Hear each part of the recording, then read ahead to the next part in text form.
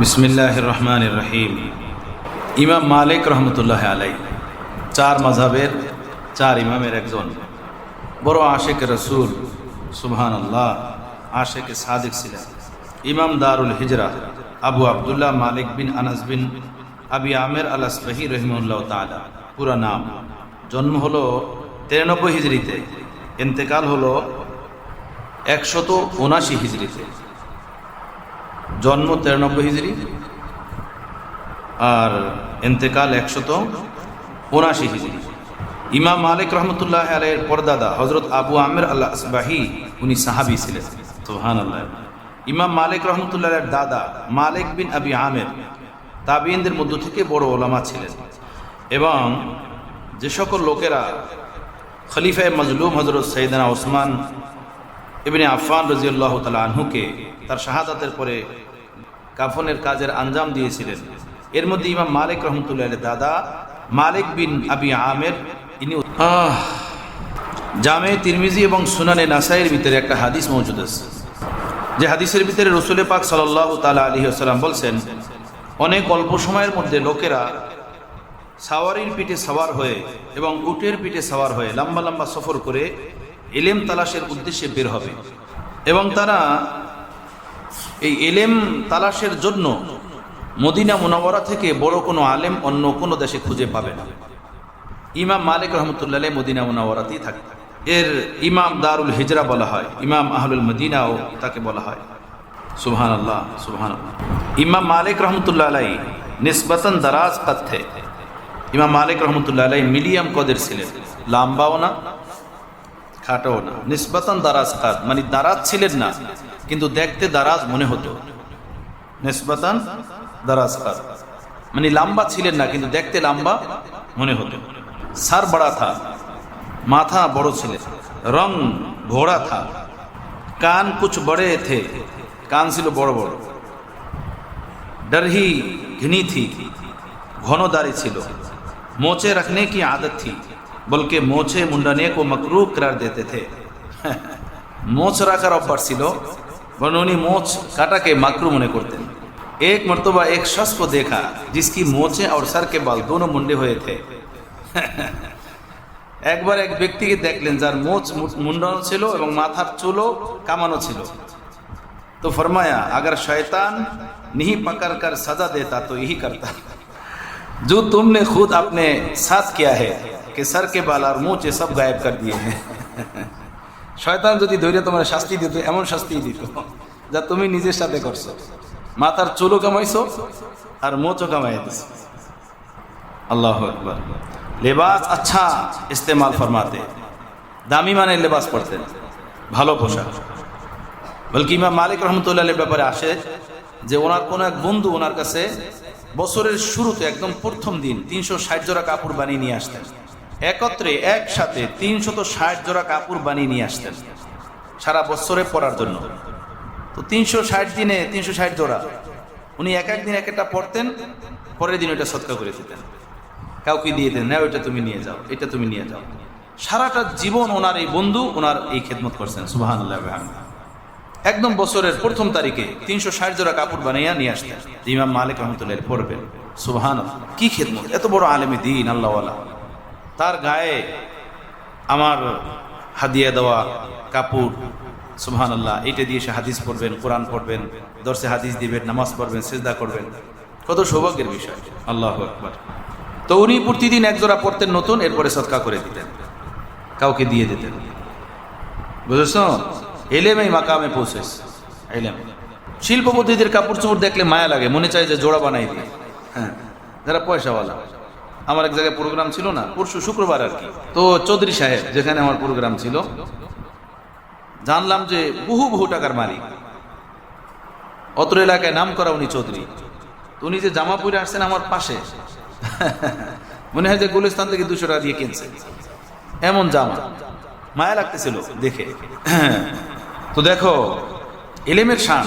পয়সা হইলে মানুষ পড়তে পারে না, পয়সা হইলে মানুষ খেতে পারে না, পয়সা হইলে মানুষ এটা ব্যবহার করতে পারে না। এটা আল্লাহ পাকের এক ভিন্ন নিয়ামত। কথা বুঝতেছো? অনেক মানুষের টাকা আছে, তারা পড়তেও পারে না, খাইতেও জানে না, দিতেও জানে না। বরং অনেক না ম্যাক্সিমামের হালাত এমন, হাজারের ভিতরে 995 জনই এমন যাদের টাকা পয়সা আছে, ওই টাকা তারা খেতেও পারে না, পড়তেও পারে না, দিতেও পারে না, সঙ্গে নিয়েও যেতে পারে না। এই টাকা পয়সা এখানে টেখানি পড়ে থাকে, কোনো কাজে লাগে না, কারো কাজে লাগে না, নিজের কাজেও না, অপরের কাজেও না, আখিরাতের কাজেও না। সঠিক দুনিয়ার ইস্তেমাল আল্লাহওয়ালারাই করতে পারে, যারা আল্লাহওয়ালা। মজা নিয়ে তারা দুনিয়া ভোগ করেন, মজার সাথে, হ্যাঁ মজার সাথে। এখন যে কোনো স্বাভাবিক একটু মানুষের সাথে উঠা বসা করলেই বলে ভাই ডায়াবেটিস, কোলেস্ট্রল, হার্ট সমস্যা, খাওয়া যায় না, এই সেই অমুক তুমুক। আল্লাহু আকবার। আমি যতজন বুজুর্গান দেখলাম, সে 80-85 বছর বয়সে যা খেতেন দেখলে হয়রান। সুবহানাল্লাহ, সুবহানাল্লাহ। খেতেন না এমন কোনো জিনিস নেই, খেতেন না।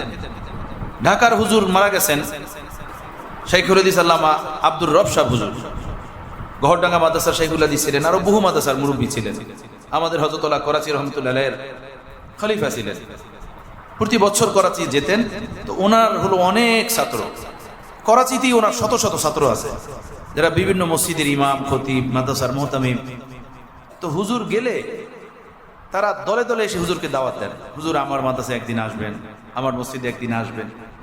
তো একবার আমাকে বলেন কি তুমি আমার সাথে লগ জায়গায়, এক ছাত্রের বাসায় গেলাম। হুজুরের বয়স তো প্রায় 90-এর কাছাকাছি তখন। খেতে দিলেন নানান আইটেমের খানা, হুজুরের দাঁত ম্যাক্সিমামই পড়ে গেছিল। যেটা খাইতে পারেন না চুইয়া পাশে রেখে দেন দস্তারখানের জুটার প্লেট। আমার দিকে খুব মজা লাগতেছিল, চাবাইতে পারেন না, ওইটা চষে ওইটার রসটা খেয়ে পাশে রেখে দেন। তো খানার মাঝে না শেষের দিকে হুজুরের ছাত্র একজন হুজুরকে বললেন, হুজুর আপনি সব খেতে পারেন তো, ডায়াবেটিস নাই তো? তো উনি বললেন, আরে বেটা থো ডায়াবেটিস তো, এটা কেডা মাপে, এটা মাপলেই ঝামেলা। ডাক্তার বলবে হুজুর এটা খাবেন না, ওইটা খাবেন না, আমি এটা ধারি যতদিন বাইচা আছি খাইতেই থাকি। আলহামদুলিল্লাহ, সে কত বয়সে মারা গেছেন, প্রায় মনে হয় 95 বয়সে মারা গেছেন কিনা, 95 বছর বয়সে। সুবহানাল্লাহ বিহামদিহি। হযরত মুফতি আব্দুর রহমান সাহেব বসুন্ধরা, শুনছি হুজুর দাবাইয়া খাইতে, ইয়া আল্লাহ, একদম প্লেট ভর্তি ফল, দুধ, হ্যাঁ রোস্ট, এগুলো মানে বিভিন্ন আইটেমের, নানান আইটেমের খানা, সে একদম বয়োবৃদ্ধ বয়সে খাইতে। শাইখুল হাদিস রহমতুল্লাহ আলাইহির কথা শুনছি, রহমানিয়া মাদ্রাসার যিনি বাণী ছিলেন, আমাদের বন্ধু মানুষ মাওলানা আব্দুল কাদের, যাত্রাবাড়িতে ওনার মাদ্রাসা আছে, উনি রহমানিয়াতে পড়তেন। ওনারা রহমানিয়াতে থাকতে কোনো এক মাদ্রাসার মুহতামিম সাহেব আসছেন হযরত শাইখুল হাদিস সাহেব রহমতুল্লাহ আলাইহিকে দাওয়াত দেওয়ার জন্য, তার মাদ্রাসাতে সপ্তাহ বা মাসে একদিন বুখারী শরীফ পড়ানোর জন্য।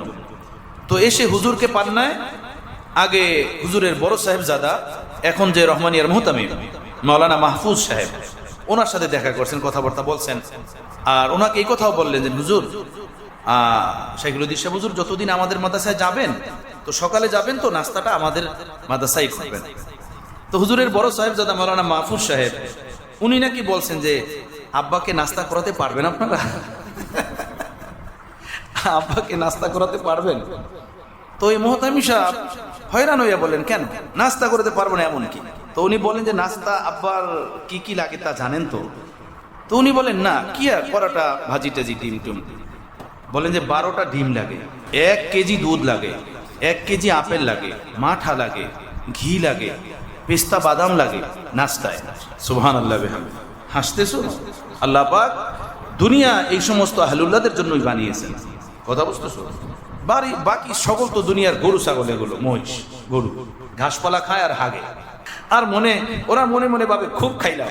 এই যে গরু মহিষ আছে না, গন্ডার, লাল শাক খায়, ঘাসপালা খায়, আর পেটটা এভাবে বেলুনের মতো ফুলায় এই গরু ছাগল মনে করে খুব খাইলাম রে। এরপরে যখন হাগা শুরু করে না, একদম টাগারি ভরে ফেলায় পায়খানা করে। কথা বুঝতেছো?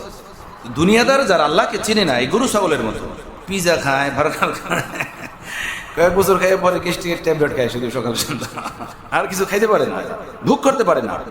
ডাক্তারকে তারা আজরাইলের থেকে বেশি ভয় পায় ডাক্তারের কথাকে। ডাক্তার যদি বলে এই জিনিস ধরবেন না, ওর দিকে তাকাইবো না, বহুত ভয় পায়, বহুত পরেশানি দেয়। আল্লাহু আকবার। তো দুনিয়া হাকিকতান দুনিয়া আহলুল্লাহরা ভোগ করতে পারেন, আল্লাহওয়ালারাই দুনিয়া ভোগ করতে পারেন, খেতে পারেন, পড়তে পারেন, দিতে পারেন, সঙ্গে নিয়ে যেতে পারেন। আর যারা এই দুনিয়াদার, না খেতে পারে, না সঙ্গে নিয়ে যেতে পারে, না দুনিয়াতে কাউকে দিতে পারে, কিছুটাই পারে না, না পড়তে পারে, ম্যাক্সিমাম এরকম, শুধু রংসাম, বুঝো না, শুধু রংসাম এরভাবে বাড়িগুড়ি বানায় আর দেখে যে এগুলো আমার আমার, মানুষকে বলে অন্তরাত্মাতে কোনো শান্তি নাই, সুকুন নাই, আরাম নাই, দেহে শান্তি নাই, কোনো কিছুতেই কোনো মজা নাই, এভাবে বেমজা এক জীবন তাদের থাকে।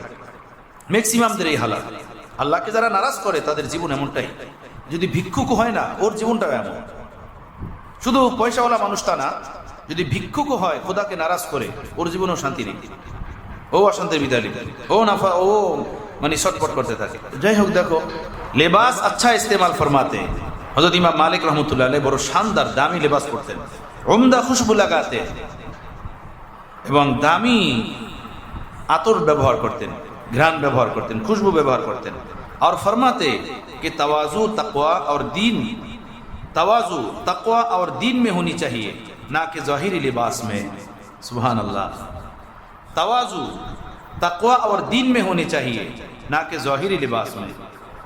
তাওয়াজু যেটা বিনয়ী, এটা দিনের ক্ষেত্রে হওয়া চাই এবং তাকওয়ার ক্ষেত্রে হওয়া চাই, এটা জহিরি পোশাকের সাথে এর কোনো সম্পৃক্ততা নাই। তাওয়াজু এটা অন্তরের ফেল, অন্তরের ফেল, এটা জহিরি কোনো বিষয়ের সাথে সম্পৃক্ত না, দিলের সাথে সম্পৃক্ত। তো বিনয়ী এটা তাকওয়ার ভিতরে থাকা চাই, দিনের ভিতরে থাকা চাই। জহিরি পোশাকের সাথে বিনয়ের সাথে কোনো সম্পর্ক নাই। গোশত भी मरगूब था और फलों में केला पसंद था, পছন্দ ছিল, আর ফলের মধ্যে কলা ফলটা খুব উনি পছন্দ করতেন। ফরমাতে थे कि इस फल पर मक्खियां नहीं बैठती, বলতেন যেন কলার উপরে মাছি বসে না। और फरमाते थे कि इस फल पर मक्खियां नहीं बैठती, ইমাম মালিক রহমতুল্লাহ বলতেন যেন কলার উপরে মাছি বসে না। गर्मियों में वो शरबत पसंद था जिसमें खेजूरें हों, और सर्दियों में पानी में शहद मिलाकर भी इस्तेमाल फरमाते। গরমের দিনে ওই শরবত পছন্দ ছিল যেটা খেজুর মিশিয়ে বানানো হতো, আর ঠান্ডার দিনে মধু মিশ্রিত পানি ব্যবহার করতেন, এটা ওনার পছন্দ ছিল। সুবহানাল্লাহ, সুবহানাল্লাহ। अपने ज़माने के खलवत नशीन बुजुर्ग हज़रत अब्दुल्ला अल आमिरी अज़-ज़ाहिदी ने एक मरतबा इमाम मालिक रहमतुल्लाह अलैह को ख़त लिखा, जिसमें उन्हें तरगीब दी कि वो लोगों से मेल जोल तर्क करे और ज़ुहद व इबादत की तरफ तवज्जो ज़्यादा दे। तो इमाम मालिक ने उन्हें जवाब में तहरीर फरमाया। इमाम मालिक रहमतुल्लाह अलैहिर ज़मानार একজন খলওয়াত নিশিন বুজুর্গ, অর্থাৎ নির্জন বাস, নির্জনে থাকতেন, মুরাকাবা, মুশাহাদা, ইবাদত বন্দেগীর ভিতরে কাটাতেন। হযরত আব্দুল্লাহ আল আমিরি আজ-জাহিদি উনি একবার ইমাম মালিক রহমতুল্লাহ আলাইহির নিকটে চিঠি লিখেছেন। সেই চিঠির ভিতরে ইমাম মালিক রহমতুল্লাহ আলাইহিকে নির্জন বাস, মুরাকাবা, মুশাহাদা, লোকজনদের থেকে দূরে থাকার তারগিব লিখলেন যে হে ইমাম মালিক, আপনি লোকদের থেকে দূরে থাকেন, ইবাদত বন্দেগীর ভিতরে মন দেন, খলওয়াত নিশিনী নির্জন বাস অবলম্বন করেন। ইমাম মালিককে এই নসিহত করেছেন।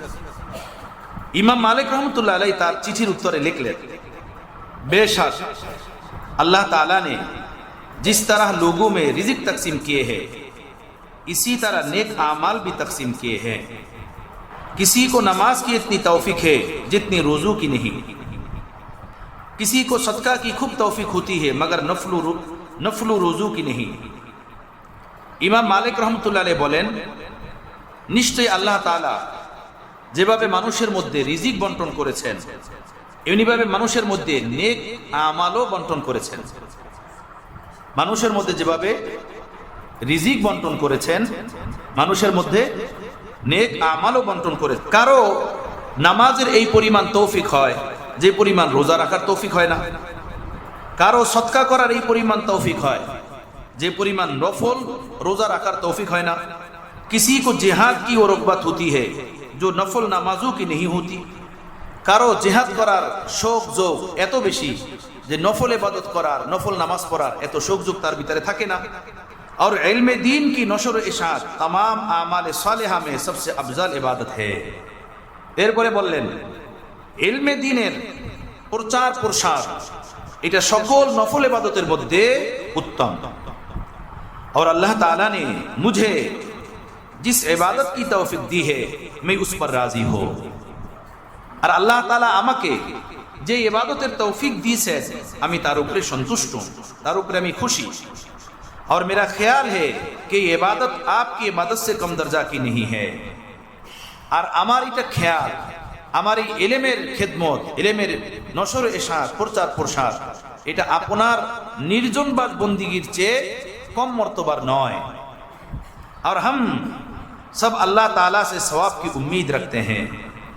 আপনি যেভাবে আপনার ইবাদত বন্দিগির দ্বারা আল্লাহর কাছ থেকে নেকের সওয়াবের আশা রাখেন, আমরাও আল্লাহর কাছ থেকে এই ইলমের প্রচার প্রসারের দ্বারা সওয়াবের আশা রাখি। সুবহানাল্লাহ। और अल्लाह ताला जिस नेक अमल की तौफीक दे दे उस पर हमें राजी रहना वाजिब है। और अल्लाह ताला যাকে যেই নেক আমলের তৌফিক দেন তাকে ওই নেক আমলের উপরে খুশি থাকা ওয়াজিব। সুবহানাল্লাহ ওয়া বিহামদিহি। এই চিঠি লিখলেন, বুঝাচ্ছেন এই কথাটা? হ্যাঁ, এরকমই একটা কথা ইমাম মুহাম্মদ রহমতুল্লাহ আলাইহির ব্যাপারে উল্লেখ আছে। ইমাম মুহাম্মদ রহমতুল্লাহ আলাইহিকে, ইমামে মুহাম্মদ বিন হাম্বল রহমতুল্লাহ আলাইহিকে কোনো এক তার ছাত্র তাকে বলেছিলেন যে এই পড়ানোর ব্যস্ততার মধ্যে আর কতদিন লেগে থাকবেন, পড়বেন আর পড়াবেন, আমল কবে করবেন? ওই সুফি ছাত্র সে মনে করছিল তাহাজ্জুদ পড়াই হলো আমল, আওয়াবিন ইশরাক পড়াই হলো আমল, মাথায় পাগড়ি পড়া, হাতে তসবিহ নেওয়াই হলো আমল, কোরআনে পাক কিছু কোরআনে পাকের তেলাওয়াত করা, জিক্র আজকার করাই হলো আমল। জাহালাতের কারণে সে এইটাই মনে করছিল। তো উনি যখন ইমাম আহমদ বিন হাম্বল রহমতুল্লাহ আলাইহি এই কথা বললেন যে ইলমের পড়ানোর ব্যস্ততার মধ্যে কতদিন থাকবেন, ইবাদতের সাথে কবে লাগবেন, তখন ইমাম আহমদ বিন হাম্বল রহমতুল্লাহ আলাইহি সাথে সাথে বললেন ইলমুনা হাযা হুয়াল আমালু, ইলমুনা হাযা হুয়াল আমাল। এই যে আমাদের ইলম পড়ানো এইটাই হলো আমাদের আমল, এইটাই আমাদের ইবাদত, এইটাই আমাদের বন্দেগী, এইটা আমাদের নেকি। সুবহানাল্লাহ, সুবহানাল্লাহ। আর রাসূল পাক সাল্লাল্লাহু তাআলা আলাইহি সাল্লাম বলছেন কি? রাসূল পাক সাল্লাল্লাহু তাআলা আলাইহি সাল্লাম বলছেন ফজলুল ইলমি আহাব্বু ইলাইয়া মিন ফজলিল ইবাদা। আমার নিকটে ইলমের আধিক্যতা আমলের আধিক্যতার চেয়ে বেশি প্রিয়। ইলমের আধিক্যতা আমার নিকটে আমলের আধিক্যতার থেকে বেশি প্রিয়। ইলমের দ্বারা উদ্দেশ্য হলো ইলমে শরীয়ত, ওই ইলম যেটা বান্দাকে মাওলার সাথে মিলায়, বান্দাকে আল্লাহর সাথে জোড়ায়, ওই ইলম। আর আমলের দ্বারা উদ্দেশ্য হলো নফল আমল, নফল নামাজ, নফল জিক্র আজকার, নফল বন্দিগি। ফরজ ওয়াজিব সুন্নতে মুআক্কাদার না, এটা তো করতে হবে, এটা না করলে তো গুনাহ হবে। বুঝতেছো না কথাটা? হ্যাঁ, একজন তলেব ইলম ইশরাক পড়ে, আর একজন তলেব ইলম সে মাজদা টানে, একজন তলেব ইলম সে মিজান মুনসাহিব পড়ে, আর একজন তলেব ইলম সে আওয়াবিন পড়ে। ইলমের মর্তবা বেশি হওয়ার কারণে যে মিজান মুনসাহিব আর মাজদা টানার ভিতরে লেগে আছে, তার এই মিজান মুনসাহিবের পড়া, মাজদা টানার পড়া, এটা আওয়াবিন ইশরাক থেকে বেশি দাম, আওয়াবিন ইশরাক থেকে কি বেশি দাম। এর মানে আবার এটা না যে তলেব ইলম আওয়াবিন ইশরাক পড়বে না, তা না। কিন্তু বলার উদ্দেশ্য হচ্ছে যে তলেব ইলমের পিছনে, তলেব ইলমের ভিতরে ইলমের পিপাসা থাকা চাই।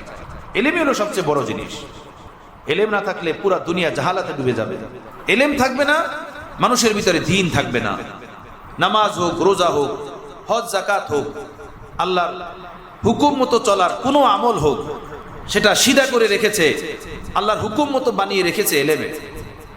ইলম না থাকলে আমরা নামাজ কিভাবে পড়বো, আমরা হজ কিভাবে করব, উমরা কিভাবে করব, যাকাত কিভাবে দিব, বিবাহ শাদী আমাদের কিভাবে হবে, মাথার চুল কিভাবে রাখবো, অর্থাৎ কোনো কাজই করা যাবে না। জংলা ঝাড়ে জিন্দিগির দ্বারা তলাইয়া যাবে, জংলা ঝাড়ের দ্বারা জিন্দিগি তলাইয়া যাবে। বুঝাচ্ছে না? আফজলুল ইলমি ফজলুল ইলমি আহাব্বু ইলাইয়া মিন ফজলিল ইবাদা। আল্লাহ নবী বলেন ইলমের আধিক্যতা এটা আমলের আধিক্যতার থেকে আমার নিকটে বেশি প্রিয়। এলেম মানুষের থেকে অন্ধকার দূর করে। এই কারণে ইমাম মালিক রহমতুল্লাহ বলছেন, ওই আবেদ যার ভিতরে কি নাই, এলেম নাই, সে গোমরা বেদাতের ভিতরে লিপ্ত হয়ে যাবে, গোমরাহের ভিতরে লিপ্ত হয়ে যাবে। যত মানুষই দুনিয়ার ভিতরে বেদাতের ভিতরে লিপ্ত, শতজনই এমন হবে যাদের ভিতরে শরীয়তের এলেম নেই। গদি নিশিন পীর হয়ে গেছে, গদি নিশিন দরবেশ হয়ে গেছে, পাও টিপে টিপির দ্বারা দরবেশ হয়ে গেছে, বাপ দাদার বংশীয় সূত্রে গদিতে বসে গেছে, এলেম কালাম কিছু নাই, পীর হয়ে গেছে, তাই না? দাড়িস আছে আর কোনো পশম কাটে না, দাড়ি ঠিকই আছে, বাকি সব ছেড়ে দেয়, এরকমের পীর। এলেম না থাকলে সব জাহেল আজহাল। এই যে বহু পীর আছে, বিশাল বড় বড় মোষ, একটা দেরাত মোষ, মোষের অবস্থা এমন, তো কোষের অবস্থা কেমন কে জানে। हाँ इमाम मालिक रहमतुल्लाह ने फरमाया, 4 आदमियों से इल्म हासिल नहीं करना चाहिए। 4 ব্যক্তির থেকে ইলমে দ্বীন হাসিল করতে নাই, 4 ব্যক্তি থেকে দ্বীনি ইলম শিখতে নাই। 1 নম্বর বেওকুফ মানুষ, বলদ, এমন মানুষের কাছ থেকে দ্বীনি জ্ঞান, দ্বীনি ইলম শিখতে নাই। 2 নম্বর গুমরা শখস जो अपनी बिदात की तरफ दावत देता हो। গুমরা ব্যক্তি যে নিজের গুমরাহির দিকে মানুষকে দাওয়াত দেয়, এমন ব্যক্তির থেকেও ইলমের কোনো সন্ধান নিতে নাই, হাদিস কোরআনের কোনো জ্ঞান তার থেকে হাসিল করতে নাই। 3 নম্বর झूठे शख्स से जो आम गुफ्तगू में झूठ बोलता हो का हदीस में उसका झूठ साबित ना भी हो। যে ব্যক্তি কথাবার্তার মাঝে মিথ্যা বলে, বুঝতেছ, যে কথাবার্তার মাঝে মিথ্যা বলে, তার থেকে দ্বীনি ইলম শিখতে নাই, তার থেকে দ্বীনি জ্ঞান শিখতে নাই। 4 নম্বর ऐसे शख्स से जो बज़ाहिर फाजिल ने इबादत करने वाला हो लेकिन उसे ये समझ ना हो कि वो कौन सी हदीस ले रहा है और आगे बयान कर रहा है। একজন ব্যক্তি जो বাহ্যিকভাবে জ্ঞানী, গুণী, নেক আমল, ইবাদত করনে वाला, কিন্তু তার ভিতরে দ্বীনের বুঝ নাই, ফাকাহাত নাই। এতটুকু সে বোঝে না যে আমি কি বর্ণনা করতেছি, কাকে বর্ণনা করতেছি। দ্বীনের গভীরতা নাই তার ভিতরে, দ্বীনের ফাকাহাত নাই, তাফাক্কু ফি দ্বীন নাই, দ্বীনের বুঝ নাই। বুঝেছে কথাটা? এমন ব্যক্তির থেকেও इल्म हासिल करते नहीं, एमन व्यक्ति থেকেও दीन लेते नहीं। फरमाया कि मैंने अपने शहर मदीना मुनव्वरा में ऐसे बुजुर्ग देखे हैं जो नेकी और तक़वा वाले थे और हदीस शरीफ भी बयान करते थे, मगर मैंने उनसे कोई हदीस नहीं ली। पूछा गया क्यों? फरमाया इसलिए कि जो अहादीस वो बयान कर रहे थे उनको वो खुद समझते না। ইমাম মালিক রহমতুল্লাহ আলাইহি বলেন, আমি মদিনা মুনাওয়ারার মাঝে এমন বুজুর্গ দেখেছি যারা নেক ছিলেন, তাকওয়াওয়ালা ছিলেন, হাদিস শরীফও বয়ান করতেন, কিন্তু আমি তাদের কাছ থেকে কোনো হাদিস গ্রহণ করি নাই। জিজ্ঞেস করা হলো কেন? বললেন এই জন্য যে তারা হাদিস বয়ান করতেন কিন্তু তারা বুঝতেন না যে এইটা কি বয়ান করতেছি, এই বুঝ তাদের ভিতরে ছিল না, দ্বীনের গভীরতা তাদের মাঝে ছিল না। এজন্য এমন মানুষের কাছ থেকে ইমাম মালিক রহমতুল্লাহ হাদিস নেন না। फरमाया जिदाल झगड़े का दीन से कोई ताल्लुक नहीं है। झगड़ा करा दीन साथे कोनो संपर्क नहीं, यानी शरई मसला बता देना तो दीन है, लेकिन उस पर झगड़ने और फितना और फसाद बर्पा करने का दीन से कोई ताल्लुक नहीं। अर्थात शरई मसाइल बोले देवा এটা তো দীন, কিন্তু ওইটার উপরে ঝগড়াঝাটি করা, ফিতনা তৈরি করা, এর সাথে দ্বীনের কোনো সম্পর্ক নাই। যেভাবে আমরা অনেক সময় করতে থাকি, আমাদের দ্বারা হয়, মাসলা মাসাইল বলতে গিয়া আমরা ঝগড়াঝাটির ভিতরে লিপ্ত হয়ে যাই, তাই না? মাসআলা বাতাতে গিয়ে ফিতনা ফাসাদ আমরা তৈরি করে দেই, যে এটা দ্বীন, এটা ইসলাম, এটা শরীয়ত। দ্বীন বলে দেওয়া উচিত।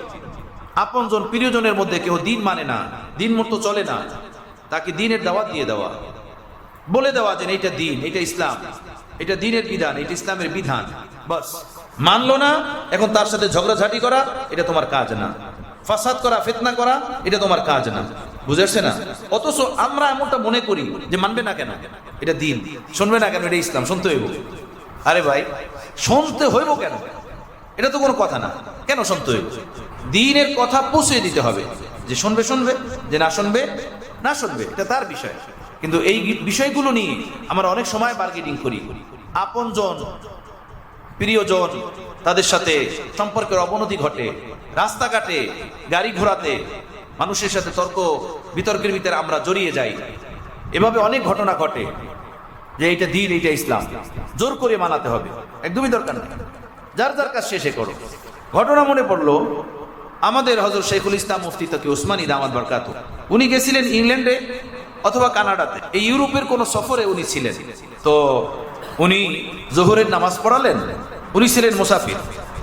সকলে ওখানে যারা ছিলেন তারা কেউ মুসাফির ছিলেন, ওনার পিছনে নামাজ পড়ছেন। যেহেতু বড় আলেম আল্লাহওয়ালা, জোহরের নামাজ পড়ানোর পরে ওখানে কিছু মানুষ ছিলেন, তারা বলেন হযরত আসর কি নামাজ ভি পড়া দিজিয়ে, হাম তো মুসাফির হ্যায়। জোহর এবং আসর একসাথে, যেভাবে অন্যান্য মাযহাবের লোকেরা কিছু এটার কায়েদ, অথচ হানাফিয়াদের নিকট এর কোনো গুঞ্জাইশ নাই। জামা বাইনে সালাতাইন শুধু মৌসুমে হজে, আরাফার ময়দানে এবং মুজদালিফাতে, এছাড়া হানাফি মাযহাবের কোনো গুঞ্জাইশ নাই। তো ওনরা বললেন হযরত আসর কি নামাজ ভি পড়া দিজিয়ে, জোহরের নামাজ পড়ছেন, আসর নামাজও পড়ায় দেন। শাইখুল ইসলাম আজাদ মুফতি তকি উসমানী ওনাদের কথার দিকে কোনো ভ্রুক্ষেপ করে না। উনি দাঁড়াইয়া আল্লাহু আকবার 2 রাকাত নামাজ পড়ছেন, জোহরের পরের 2 রাকাত সুন্নাত। ওনার পিছনে যারা ছিলেন তারা আসরের নামাজের নিয়ত করে 2 রাকাত পড়ে ফেলছেন, তারা সকলে তার পিছনে নিয়ত করছেন। কি আজব বিষয় না? এটা তাদের নিকটে জায়েজ। नफल पढ़ने वालों के पीछे फर्ज पढ़ने वालों की नमाज सही है उनके नजदीक, हमारे नजदीक सही नहीं है। নফল পড়নে वाला ব্যক্তির পিছনে, সুন্নাত পড়নে वाला ব্যক্তির পিছনে, ফরজ পড়নে वाला ব্যক্তির ইক্তেদা অন্যান্য মাযহাবে সহি, আমাদের মাযহাবে কি নাই? সহি নেই। হানাফিয়ারা বলেন যে যার 2 পাও নাই সে আরেকজনের নিয়ে হাঁটবে কেমনে, যে নিজেই চোখে দেখে না সে আরেকজনকে পথ দেখাবে কিভাবে? তো নামাজ তো পড়লেন, নামাজ পড়ে ওনরাও বসে গেছেন, ওনরা বলেন বাস ভাই হামারি আসর কি নামাজ ভি হো গই হে, বাস হাম মুতমাইন হ্যাঁ। তো একজন পাকিস্তানি শাইখুল ইসলাম হযরত তকি উসমানী দামাত বরকাতুহুকে বলেন হযরত এরা কি বলতেছে, এটা আপনি কি পড়ছেন? আমি তো জোহরের সুন্নাত পড়ছি। এরা যে আপনার পিছনে আসর করছেন, এরপরে পড়ুক, এটা ওদের কাজ। আমি কি ওদেরকে বলছি নাকি পড়তে? আমি আমারটা পড়ছি, ওরা ওদেরটা পড়ছে। তো বললেন যে ভাই ইসি কা নাম হে তাফাক্কুহ, ইসি কা নাম হে তাফাক্কুহ ফিদ্দীন। এটা কি তাফাক্কুহ ফিদ্দীন বলে? যেহেতু তাদের মাযহাব এটা সহি, নফল পড়নে वाला, সুন্নাত পড়নে वाला ব্যক্তির পিছনে ফরজ পড়নে वाला ব্যক্তির ইক্তেদা তাদের মাযহাবে সহি। তো হযরত শাইখুল ইসলাম উনি পড়ছেন সুন্নাত, ওরা ওনার পিছনে পড়ছেন আসরের নামাজ। হযরত কিছুই বলেন নাই, চুপ রয়েছেন। এখানে কিছু বলতে গেলে জিদাল হবে, কি হবে? জিদাল হবে, ঝগড়া হবে। কথা বুঝতেছো? এখানে যদি বলেন আরে ভাই তুম লোগোं ने किया किया कैसा हुआ, क्यों किया, এখানে ফাড্ডা হবে, মানবে না, পেরেশানি হবে। হযরত নিজের কাজ করছেন, ওরা ওদের কাজ করছেন। কথা বুঝতেছো মৌলভীরা? এটা হওয়া চাই। নিজেরটাই হক, নিজেরটাই মানাতে হবে না। হ্যাঁ, নিজেরটা হক, আমি আমার হকের উপরে আমল করব, আমি আমার হকের উপর টিকে থাকবো। অন্যকে মানাতে হবে আদৌ না। অন্যকে আমি বলবো, মানলে সে মানলো, না মানলে সে না মানলো, এটা তার বিষয়। বুঝাচ্ছে কথাটা? ইমাম মালিক রহমতুল্লাহ তাই বলতেছেন, ফরমায়া জিদাল, জিদাল यानी झगड़े का दीन से कोई ताल्लुक नहीं है। ঝগড়া করা, ফাসাদ করা এর কোনো দ্বীনের সাথে সম্পর্ক নাই। शरई मसला बता देना तो दीन है, लेकिन उस पर झगड़ने और फितना और फसाद बर्पा करने का दीन से कोई ताल्लुक नहीं है। शरई मसला मसाइल বলে দেওয়া এটা তো দ্বীন, এটা তো ইসলাম, কিন্তু তার উপরে ঝগড়া করা, ফিতনা করা এটা দ্বীনের সাথে কোনো সম্পর্ক নাই। বুঝতে পারছেন না ভাইরা? হ্যাঁ, মেজাজ, তবিয়ত, এই সকল ক্ষেত্রে ইতিদাল, ভারসাম্যপূর্ণতা, ব্যালেন্স, এটা থাকা জরুরি। নিজে হকের উপরে থাকবো, অন্যকে হকের উপরে থাকার দাওয়াত দিব, এটা নিয়ে কোনো ফাসাদ নাই, কোনো ঝগড়া নাই, কোনো হিংসা হিংসি নাই। নিজের কাজ নিজে করো, নিজের কাজ নিজে করো। কারে খুদ কুন, কারে খুদ কুন, কারে দিগারে মকুন। নিজের কাজ নিজে করো, অন্যের কাছ থেকে মুখ ফিরিয়ে নাও। অপর যা করে করতে দাও, বাদ দাও। তুমি অপরের ফিকির নিয়ে পড়ছো কেন? নিজের সিধা করো। কি আজব নসিহত! সুবহানাল্লাহ, সুবহানাল্লাহ। फरमाया कि ऐसे इलाका में रहना मुनासिब नहीं जहां हक पर अमल ना किया जाए और सल्फ सालिहीन को बुरा भला कहा जाए। सुभान अल्लाह, কি আজব বাত! ইমাম মালিক রহমতুল্লাহ বলতেন, এমন এলাকাতে থাকা ঠিক না যেখানে থেকে হকের উপরে টিকে থাকা যায় না, এবং যেখানের লোকেরা সালফে সালিহিন আকাবিরিনদেরকে বুরা ভালা বলে, গাল মন্দ করে, এমন এলাকাতে থাকতে নাই। কি আজব কথা! এমন এলাকাতে থাকা ঠিক না যেখানে হকের উপরে টিকে থাকা যায় না। আল্লাহর জন্য হিজরত করো, বাস। ছাড়ো বাড়িঘর, লাথি মারো বাড়িঘর, আল্লাহর জন্য হিজরত করে যেখানে হক ও ন্যায়ের সাথে জিন্দেগি যাপন করতে পারবা সেখানে যাও। এবং এমন এলাকাতেও থাকা ঠিক না যেখানে সলফে সালিহিনকে বুরা ভালা বলা হয়, আকাবের আসলাফকে গালমন্দ করা হয়, বড়দেরকে নিয়ে বাজে মন্তব্য করা হয়, এমন এলাকাতেও এমন মানুষের কাছে থাকতে নাই, পড়তে নাই, বসতে নাই। এ সবার কাজ না সমাজকে, পরিবেশকে চেঞ্জ করে দেওয়া। সবার ইমানের ভিতরে জোর নাই, সবাই আত্মাতে ওই শক্তি নাই যে সে তার চারপাশের মানুষকে চেঞ্জ করে দিবে, বরং সে নিজের কমজোরির কারণে দেখা যাবে সে নিজেই অপরের দ্বারা ঘায়েল হয়ে নিজের দিন ইসলাম ধুয়ে বসে যাবে, নিজের আকীদা বিশ্বাসকে খুঁয়ে ফেলবে। আমাদের এক অভ্যাস, কেউ কিছু জিজ্ঞেস করলে বলতেই হবে, তাই না? পারি আর না পারি, না বললে কি শরম, তাই না? মুফতি সাহেব, মৌলানা সাহেব, ইমাম সাহেব, মাদ্রাসা না বললে কত পেরেশানি না, শরম না? ইমাম মালিক रहमतुल्लाह अलैह की बोलें, सुनो। इमाम मालिक रहमतुल्लाह अलैह फरमाते थे कि मैंने अब्दुल्लाह बिन यजीद हरमुज को सुना, वो फरमाते थे कि आलिम के लिए मुनासिब है कि अपने पास बैठने वालों को ला अदरी कहना सिखाए, ताकि ये जुमला परेशानी के वक्त उनके काम में आते, और जब उनसे ऐसा मसला पूछा जाए जिसका उन्हें इल्म न हो तो वो बस बआसानी ला अदरी कह सके। सुभान अल्लाह। ইমাম মালিক রহমতুল্লাহ বলতেন, আমি আব্দুল্লাহ বিন ইয়াজিদ বিন হরমুজকে বলতে শুনেছি, উনি বলতেন আলেমদের জন্য উচিত তাদের পাশে যারা বসবে তাদেরকে যেন লা আদরি বলা শিক্ষা দেন। আলেমদের পাশে যারা বসবেন, অর্থাৎ আলেমরা তাদের শাগরেদদেরকে শিক্ষা দিবেন লা আদরি বলা, যাতে করে এই জুমলাটা তাদের মুসিবতের সময় কাজে আসে। আর যখন তাদের কাছে কেউ এমন মাসালা জিজ্ঞেস করে যেটা সম্পর্কে তাদের ইলম নাই, কোন রকমের শরম লজ্জা ব্যতীতই যেন স্পষ্ট ভাষায় বলে দেয়, লা আদরি, আমি জানি না, লা আদরি, আমি জানি না। এটা যেন স্পষ্ট ভাবে বলে দেয়, এটা বলতে যেন তার কোন রকমের শরম লজ্জা অনুভব না হয়। मशहूर सहाबी हजरत अबू दरदा रज़ियल्लाहु तआला अन्हु से भी सनद सही के साथ मनकूल है, उन्होंने फरमाया ला अदरी निस्फ़े इल्म है। सुभान अल्लाह बिहम्दी। मशहूर साहाबी हजरत अबू दरदा रज़ियल्लाहु तआला अन्हु থেকে সহিহ সনদের সাথে এই হাদিস বর্ণিত আছে, লা আদরি এটা হলো আলেমের অর্ধেক ইলম। যে বলে আনা আলামু কুল্লা শাই, আমি সব জিনিস জানি, এর মানে হলো কিছুই জানে না। যে বলে আমি কিছু জানি না, এর মানে হলো ইলমের বাবের অর্ধেক সে শিখে ফেলছে, ইলমের দরওয়াজার অর্ধেক সে শিখে ফেলছে। লা আদরি এ নিসফে ইলম, আমি জানি না, এটা মানুষের অর্ধেক ইলম। এই কথা বলা যে আমি জানি না, বুঝি না, এর মানে হলো সে অনেক কিছু জানে, ইলমের একটা বাব শিখে ফেলছে, আধা ইলম শিখে ফেলছে। আর যে বলে শুধু আমি জানি, আমি বুঝি, কেন বুঝি না, কেন জানি না, কেন সমস্যা, বুঝবো না কেন, তাই না? এর মানে হলো সে কি বুঝে নাই, সে কিছু জানে না। ওহো, একটা জবরদস্ত কথা। हजरत अब्दुल्ला जुबैरी रज़ियल्लाहु तआला अन्हु फरमाते हैं कि मैंने मस्जिद नबवी में इमाम मालिक बिन अनस के पास बैठा हुआ था, एक शख्स आया और पूछा तुम में मालिक बिन अनस कौन है? अब्दुल्ला जुबैरी रज़ियल्लाहु तआला अन्हु बोलेन, আমি মসজিদে নববীতে ইমাম মালিক বিন আনাস রাদিয়াল্লাহু তাআলা আনহুর সাথে বসা ছিলাম। এক ব্যক্তি আসলেন এবং জিজ্ঞেস করলেন, তোমাদের মধ্যে ইমাম মালিক কে? लोगों ने बताया कि ये लोकेरा बोलें এই ব্যক্তি। उस शख्स ने इमाम मालिक को सलाम किया, गले और सीने से लगाया और कहा। ওই ব্যক্তি জানতে পেরে ইমাম মালিক রহমতুল্লাহ আলাইহির কাছে গেলেন, ইমাম মালিক কে সালাম করলেন এবং তার সাথে গলা মিলালেন এবং তার সিনার সাথে সিনা মিলালেন এবং বললেন, ওয়াল্লাহ गुज़श्ता रात ख्वाब में मैंने रसूलुल्लाह सल्लल्लाहु अलैहि वसल्लम की जियारत की। उन्हीं बोलें अल्लाहर कसम, আমি গত রজনীতে रसूल पाक सल्लल्लाहु अलैहि वसल्लम के स्वप्ने देखेছি और आप इसी जगह में तशरीफ फरमा थे। और এই স্থানে যেখানে আপনি বসা, এখানে প্রিয় রাসূল सल्लल्लाहु अलैहि वसल्लम तशरीफ फरमा ছিলেন। हुजूर सल्लल्लाहु अलैहि वसल्लम ने फरमाया मालिक को ले आओ। हुजूर सल्लल्लाहु अलैहि वसल्लम আমাকে বললেন ইমাম মালিককে নিয়ে আসো। आपको लाया गया, আপনাকে আনা হলো। তো আপ কব কপা রহে থে, আপনাকে যখন প্রিয় রাসূলের সামনে আনা হলো আপনি কাঁপতেছিলেন, কম্পন করতেছিলেন, আপনার ভিতরে কম্পন হচ্ছিল, কাঁপতেছিলেন। हुजूर सल्लल्लाहु अलैहि वसल्लम ने आपको कुनियत के साथ मुखातिब करते हुए फरमाया ऐ अबू अब्दुल्लाह।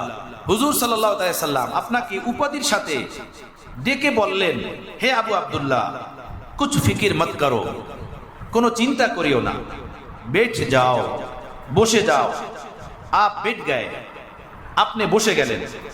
हुजूर सल्लल्लाहु अलैहि वसल्लम ने फरमाया अपना दामन फैलाओ। হযরত ইমাম মালিক যখন বসলেন তো রাসূল পাক সাল্লাল্লাহু আলাইহি সাল্লাম বললেন নিজের আঁচল ধরো, আঁচল ফেলাও, আঁচল ধরো জামার।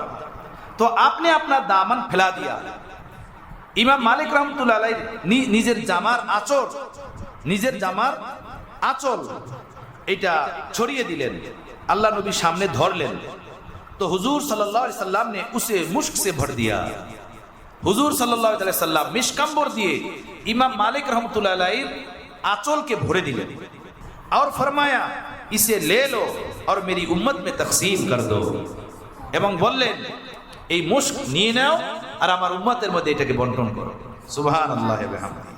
रावी कहते हैं खब सुनकर इमाम मालिक रोने लगे और फरमाया, বর্ণনাকারী বলেন স্বপ্ন শুনে ইমাম মালিক রহমতুল্লাহ আলাইহি খুব কাঁদলেন এবং বললেন স্বপ্ন শোনার দ্বারা খুশি তো লাগে কিন্তু এটা ধোকার ভিতরে যেন না ঢালে, ধোকার ভিতরে যেন না ফেলে। अगर तुम्हारा ख्वाब सच्चा है तो उसकी ताबीर इल्म दीन की वो अमानत है जो अल्लाह ताला ने मुझे आता फरमाई है। তোমার এই স্বপ্ন যদি সত্য হয়ে থাকে তাহলে তার ব্যাখ্যা হলো আমার আঁচলে মিশকাম্বর দিয়ে দেওয়া, এর মানে হলো দ্বীনের ওই আমানত ও ইলম যা আল্লাহ তাআলা আমাকে দান করেছেন আর উম্মত পর্যন্ত পৌঁছানোর আমানত ও জিম্মাদারি দিয়েছেন। সুবহানাল্লাহ বিহামদিহি, সুবহানাল্লাহিল আযীম। বুঝো বুঝো প্যারে বুঝো, কবুলিয়ত লাগে ऊपर থেকে, कबूलियत लगे। रो रो कर मना लो अल्लाह ताला को, मांगो अल्लाह ताला से, रो रो कर मांगो, रो रो कर मांगो। অর্থ করি টাকা পয়সায় সাদ্দাত ফেরাউনের অট্টালিকা এই দুনিয়াতে গুলো টাকা পয়সা কামানোর জন্য শিক্ষার কোনো গুণ লাগে না। বলদ সলদ আবলাদের কাছে অনেক টাকা পয়সা আছে, এর জন্য কোনো গুণ লাগে না। বুঝেছো?